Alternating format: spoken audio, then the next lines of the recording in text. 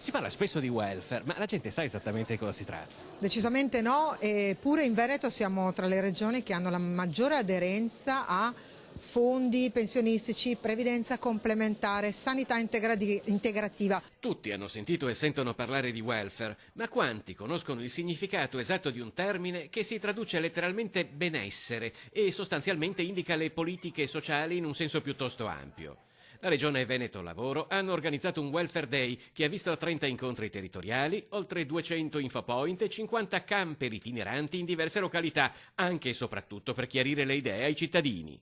Moltissime aziende che fanno contrattazione di secondo livello e dentro la contrattazione di secondo livello mettono il buono scuola, la conciliazione dei tempi di vita e di lavoro e la flessibilità dell'orario. Tutto questo passa con questo nome di welfare, ma la gente in effetti non sa che cos'è. Noi siamo all'adesione del 32% in Veneto e l'obiettivo che ci siamo dati come regione con questo Welfare Day, ma con tutte le campagne di informazione che faremo soprattutto nelle scuole, è il raggiungimento del 50%. Essere a conoscenza dei propri diritti o semplicemente delle varie opportunità disponibili è un passo che non deve spaventare nonostante la complessità di una materia che è evidentemente ricca di sfumature.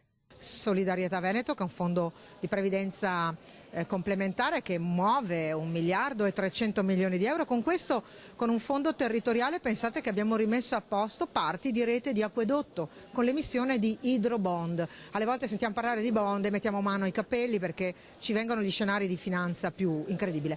Ma la sanità integrativa, cioè tutta quella sanità privata che noi ci paghiamo, l'adesione oggi a questi fondi è del 22%, ma se i veneti pagassero un pochino di più su questo avrebbero molto più beneficio di soldi che spendono direttamente.